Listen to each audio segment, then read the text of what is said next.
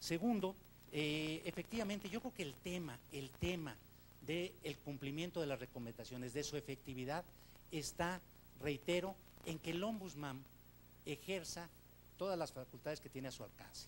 La solución de los problemas para hacer efectivos los derechos humanos de las víctimas está en muchos instrumentos que tiene la Comisión Nacional.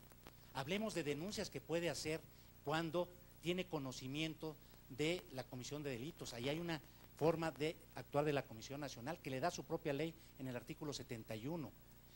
También está el mecanismo de interlocución, de diálogo con las autoridades para que se conozcan las violaciones que se están cometiendo y cuando la violación es grave o sistemática, emita el pronunciamiento de recomendación, y para que no quede en el aire necesitamos dotarle, recobrar, decía yo, la autoridad moral de la comisión. Un ombudsman con peso, un ombudsman reconocido por los poderes públicos, que lo respeten, y un ombudsman reconocido por las organizaciones no gubernamentales, créanmelo, el señalamiento que haga tiene que tener un costo social y político sobre el servidor público que no cumpla las recomendaciones, que simule cumplirlas. Repito, no denostando a las instituciones, porque las instituciones no son las que se desvían los integrantes de las instituciones en el cumplimiento del deber. Desde luego hay una propuesta en la mesa, en el Poder Legislativo, que yo reitero, para que quienes no acepten las recomendaciones, para quienes simulen su cumplimiento, comparezcan y tengan costos políticos ante el Poder Legislativo, que es un medio de control precisamente y de equilibrio entre los poderes públicos.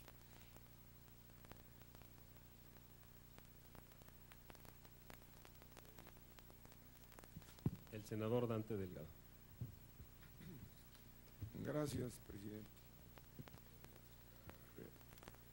Señor licenciado Luis Raúl González Pérez, dentro de su plan de trabajo hace usted referencia a la creación del Estado humanista del siglo XXI.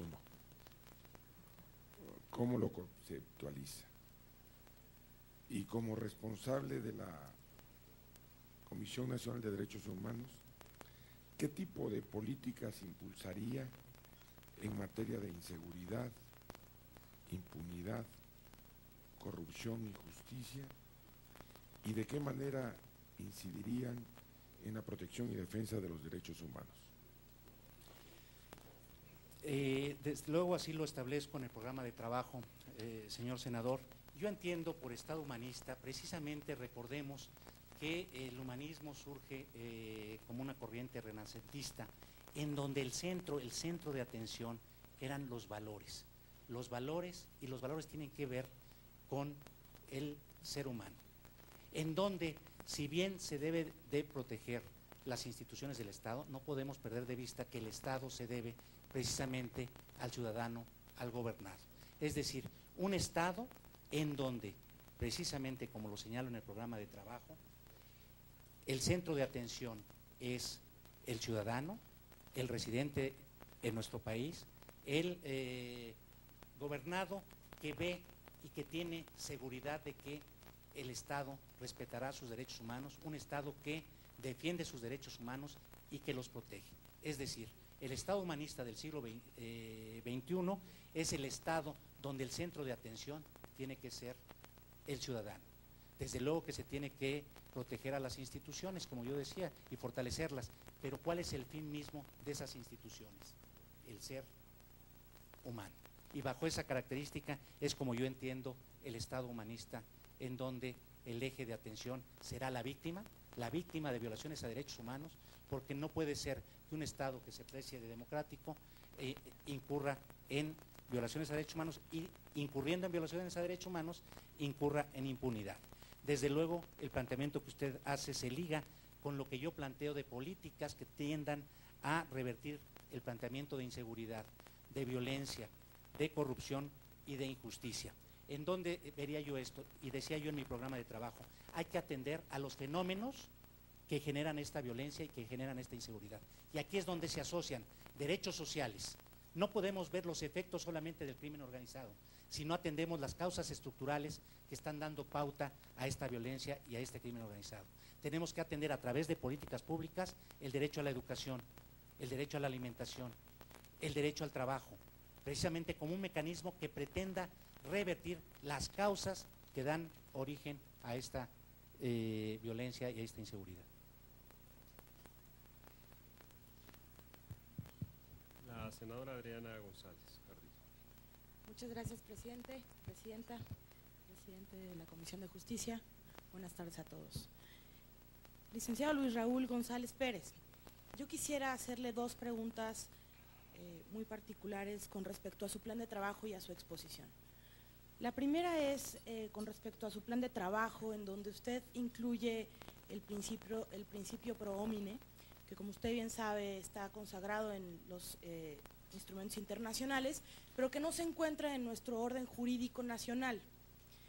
Yo quisiera preguntarle si usted cree conveniente que este principio se pueda estar armonizando y se pueda estar asumiendo plenamente en nuestra Constitución, particularmente en el artículo 133, donde se habla de la jerarquía de las leyes por la propia naturaleza del principio.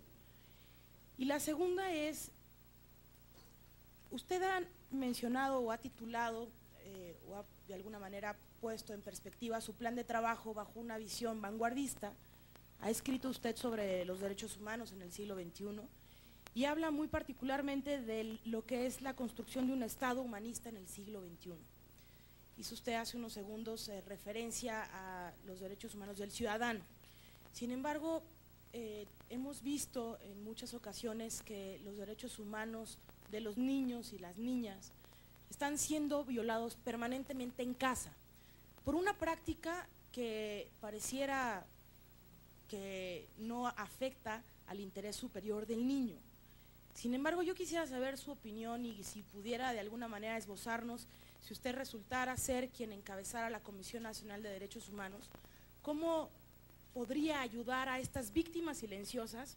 Así usted ha mencionado también que hay muchas personas, muchos seres humanos que son víctimas silenciosas y que en casa viven la violencia por parte de los padres que usan como correctivo para la educación los golpes que laceran y lastiman a los niños. Quisiera saber su opinión, ¿qué haría en favor de las víctimas silenciosas y los niños y las niñas mexicanas y mexicanos que hoy viven esta violencia en casa? Muchísimas gracias por su respuesta. Al contrario, atendiendo a la primera pregunta, desde luego que suscribo y por eso lo incluí en el programa de trabajo, el principio pro homine, pero además desde el Ombudsman impulsaría yo lo que ya está en el Senado de la República como proyecto de reforma constitucional en donde se incluye precisamente este principio, en donde se incluye el concepto de derechos humanos y la jerarquía de los derechos de los tratados internacionales como principio de interpretación en materia de derechos humanos, y una gran reforma que incluye también derechos sociales, que es una preocupación